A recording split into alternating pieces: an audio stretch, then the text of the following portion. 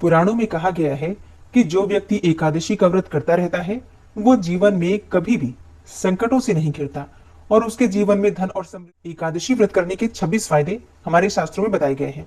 व्यक्ति निरोगी रहता है, राक्षस भूत पिती है, सर्व कार्य सिद्ध हो जाते हैं, सौभाग्य प्राप्त होता है, मोक्ष मिल जाता है, विवाह में कोई बाधा हो तो वो भी समाप्त हो जाती है, धन और समृद्धि आती है, शांति मिलती है, मोह माया और बंधनों से मुक्ति मिलती है और हर प्रकार के मनोरथ पूर्ण हो जाते हैं, खुशियां मिलती हैं, सिद्धि प्राप्त होती है, उपद्रव शांत होते हैं, दरिद्रता दूर हो जाती है, खोया हुआ सब कुछ फिर से प्राप्त हो जाता है, पितरों को अधोगति से मुक्ति मिल जाती है, भाग्य जागृत हो जाता है, ऐश्वर्य की प्राप्ति होती है, पुत्र प्राप्ति होती है, शत्रुओं का नाश हो जाता है और सभी रोगों का भी नाश होता है, कीर्ति और प्रसिद्धि भी प्राप्त होती है, वाजपेय और अश्वमेघ यज्ञ का फल भी प्राप्त हो जाता है और हर कार्य में सफलता भी मिलती है। इसलिए एकादशी व्रत को सभी व्रतों में श्रेष्ठ कहा गया है और इस व्रत को व्रत राज की संज्ञा दी गई है, अर्थात व्रतों में सबका राजा। और एकादशी का व्रत भगवान श्री विष्णु को अत्यंत प्रिय है, तो इस व्रत को धारण करने से भगवान श्री विष्णु प्रसन्न हो जाते हैं। तो भगवान श्री विष्णु की कृपा की प्राप्ति के लिए, उनकी प्रसन्नता के लिए और आध्यात्मिक उन्नति के लिए एकादशी का व्रत अवश्य करना चाहिए। और आज की वीडियो में मैं आपसे बात करने वाली हूँ योगिनी एकादशी व्रत के बारे में। आषाढ़ मास के कृष्ण पक्ष की एकादशी तिथि भगवान विष्णु के 5वें अवतार भगवान वामन को समर्पित है। अच्छा, अलग अलग स्थानों पर योगिनी एकादशी के नाम भी अलग है, जैसे कि योगिनी एकादशी को ओडिशा में खलीलागी एकादशी या अनसारा एकादशी कहा जाता है और ये एकादशी भगवान जगन्नाथ जी के भक्तों के लिए अद्वितीय है, क्योंकि इस दिन भगवान जगन्नाथ जो कि भगवान श्री कृष्ण है, बलभद्र जो कि कृष्ण के बड़े भाई हैं और सुभद्रा यानी कि उनकी छोटी बहन, इनकी मूर्तियों का औषधियों से उपचार किया जाता है, क्योंकि ऐसा माना जाता है कि स्नान पूर्णिमा के दौरान स्नान करने के बाद वे बुखार से पीड़ित हो जाती हैं। मूर्तियों को गर्भगृह से एक अलग कमरे में रखा जाता है, क्योंकि देवताओं को स्वास्थ्य लाभ के लिए एकांत में रखा जाता है। और इस दिन के अनुष्ठानों में चंदन और खली नामक एक कार्बनिक पेस्ट का उपयोग किया जाता है, जिससे इसे खलीलागी एकादशी नाम मिला है। एकादशी के कुछ दिनों के बाद देवता पूरी तरह से ठीक हो जाते हैं और फिर वे अपनी मौसी के घर जाते हैं, और जिसे प्रसिद्ध रथ यात्रा के रूप में मनाया जाता है। योगिनी एकादशी का व्रत धारण करने से रोगों से मुक्ति मिलती है, विशेषकर त्वचा संबंधी अगर कोई भी बीमारी है तो उससे मुक्ति मिल जाती है योगिनी एकादशी का व्रत धारण करने से।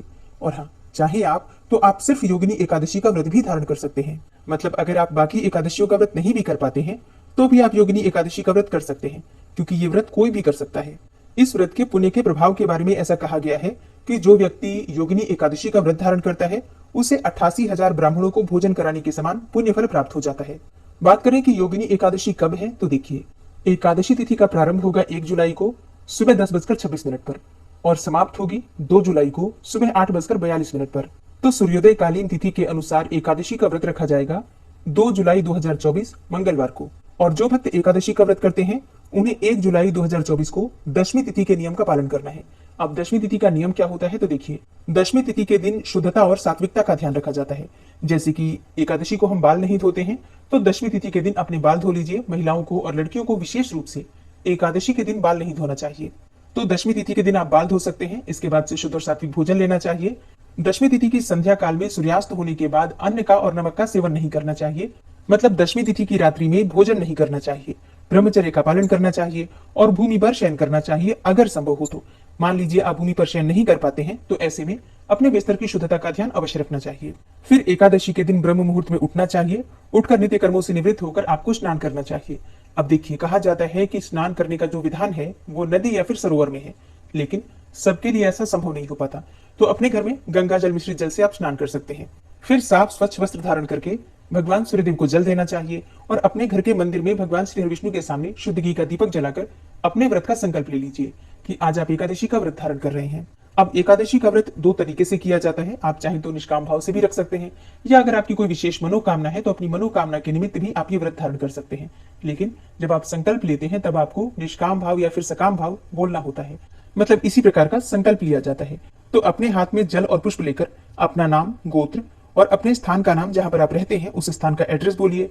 फिर भगवान श्री विष्णु से प्रार्थना कीजिए कि हे भगवान श्री विष्णु, हे जगत के पालनहार, आपकी कृपा की प्राप्ति के लिए, आपकी प्रसन्नता के लिए योगिनी एकादशी का व्रत मैं धारण कर रहा हूँ या धारण कर रही हूँ।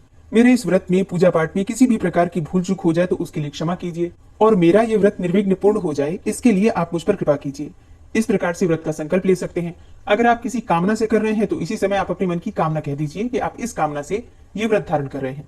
देखिए, एकादशी का व्रत आप किसी भी कामना से धारण कर सकते हैं, जैसे कि धन प्राप्ति की कामना हो, संतान प्राप्ति की कामना हो, विवाह की मनोकामना हो, या फिर दाम्पत्य जीवन में परेशानियां आती हैं, घर में परिवार में किसी भी प्रकार की बाधा हो, या फिर वास्तु दोष हो, ग्रह दोष हो, सभी प्रकार की समस्याओं के समाधान के लिए आप एकादशी का व्रत धारण कर सकते हैं। लेकिन हाँ, जिस भी कामना से आप व्रत धारण करते हैं, अपनी वो कामना संकल्प करते समय जरूर बोलना चाहिए।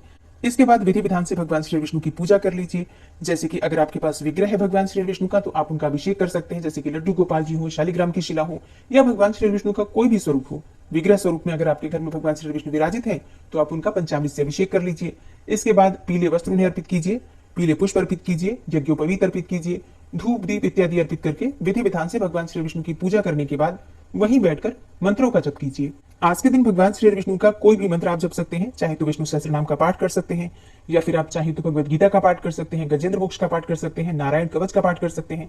मतलब अपनी इच्छा के अनुसार, अपनी सुविधा के अनुसार जितना भी समय संभव हो उतने समय बैठकर आप पूजा करते समय मंत्रों का जप कर लीजिए। फिर पूजा पूर्ण करने के बाद भगवान की आरती कर लीजिए।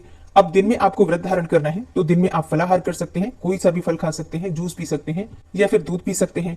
तो मतलब फलाहार और जलाहार के द्वारा आप एकादशी का व्रत धारण कर सकते हैं। एकादशी के व्रत में नमक का सेवन नहीं करना चाहिए, बस इस बात का आपको ध्यान रखना है। सेंधा नमक भी नहीं खाना चाहिए। बहुत से भक्तों के प्रश्न आते हैं कि क्या हम सेंधा नमक खा सकते हैं?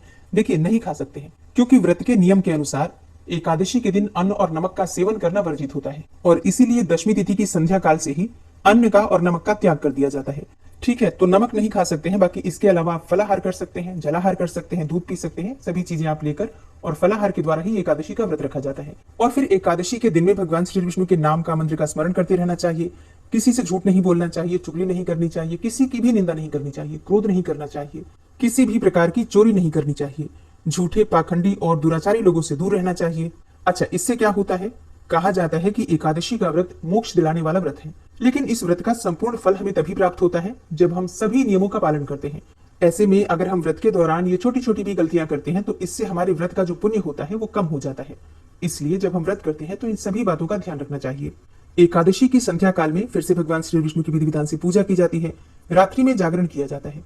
एकादशी के दिन अगर हम अखंड दीपक प्रज्वलित करके भगवान श्री विष्णु के नाम का मंत्र का स्मरण करते हैं, रात्रि जागरण करते हैं, भजन कीर्तन करते हुए रात्रि जागरण करते हैं, तो व्रत का संपूर्ण फल हमें प्राप्त हो जाता है। और व्रत में किसी भी प्रकार की कामना है अगर आपकी, तो आपकी कामना भी पूर्ण होती है। इसके अलावा जाने अनजाने व्रत में अगर हमसे कोई भी भूल चूक हो जाती है, तो उसके लिए भी भगवान श्री विष्णु हमें क्षमा कर देते हैं। इसलिए रात्रि जागरण और एकादशी की रात्रि में अखंड दीपक ये जरूर करना चाहिए। फिर द्वादशी के दिन प्रातःकाल जल्दी उठकर और नित्य कर्मों से निवृत्त होकर स्नान करके विधि विधान से भगवान श्री विष्णु की पूजा करने के बाद शुद्ध और सात्विक भोजन बनाकर भगवान को भोग लगाना चाहिए। ब्राह्मण को घर बुलाकर भोजन कराना चाहिए और उसके बाद स्वयं भी शुभ मुहूर्त में अपना व्रत खोलना चाहिए। तो ये एकादशी व्रत के नियम है।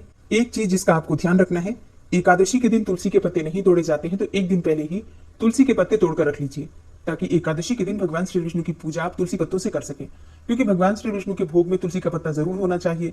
इसके अलावा आप चाहें तो अगर आपके पास तुलसी के पत्ते अधिक हों, तो आप तुलसी के पत्तों की माला बनाकर भगवान को अर्पित कर सकते हैं।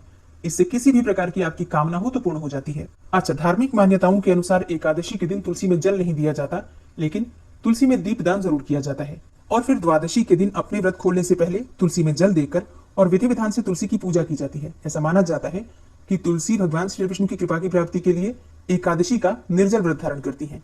तो इसीलिए एकादशी के दिन हम जल नहीं देते हैं, लेकिन द्वादशी के दिन अपना व्रत खोलने से पहले भगवान श्री विष्णु की पूजा करने के बाद तुलसी की पूजा की जाती है। एकादशी के दिन पीपल की पूजा करना भी शुभ माना जाता है। किसी भी प्रकार की कामना हो, कोई भी मतलब आर्थिक तंगी हो, शारीरिक रूप से परेशान हो, मानसिक रूप से परेशान हो, या फिर पितृदोष से परेशान हो, तो ऐसी अवस्था में एकादशी को अगर आप तुलसी की पूजा करते हैं, साथ में पीपल की पूजा करते हैं, तो आपके जीवन की बहुत सारी बाधाएं मात्र इस पूजन से ही समाप्त हो जाती हैं। अब बात करें पारण के शुभ मुहूर्त के बारे में, तो देखिए, द्वादशी तिथि में एकादशी व्रत का पारण किया जाता है और द्वादशी तिथि प्रारंभ हो रही है 2 जुलाई 2024 मंगलवार को सुबह 8:42 पर और समाप्त होगी 3 जुलाई को सुबह 7:10 पर। 2 जुलाई को हरिवासर की समाप्ति का समय रहेगा दोपहर में 2:19 पर। तो एकादशी का व्रत हम 2 जुलाई को धारण कर रहे हैं। 3 जुलाई को एकादशी व्रत का पारण हमें करना है और पारण का शुभ मुहूर्त आपको प्राप्त हो रहा है 3 जुलाई 2024 को सुबह 5:28 से सुबह 7:10 तक। इस बात का आपको ध्यान रखना है कि सुबह 7:10 से पहले आप अपना व्रत खोल लीजिए, क्योंकि इसके बाद त्रयोदशी तिथि प्रारंभ हो जाएगी और इसी दिन प्रदोष का व्रत भी होगा। तो अगर आप एकादशी और प्रदोष दोनों करते हैं तो पारण किस प्रकार से करना है ये आपको जानकारी मिलेगी आने वाली वीडियो में, तो आने वाली वीडियो जरूर देखिए।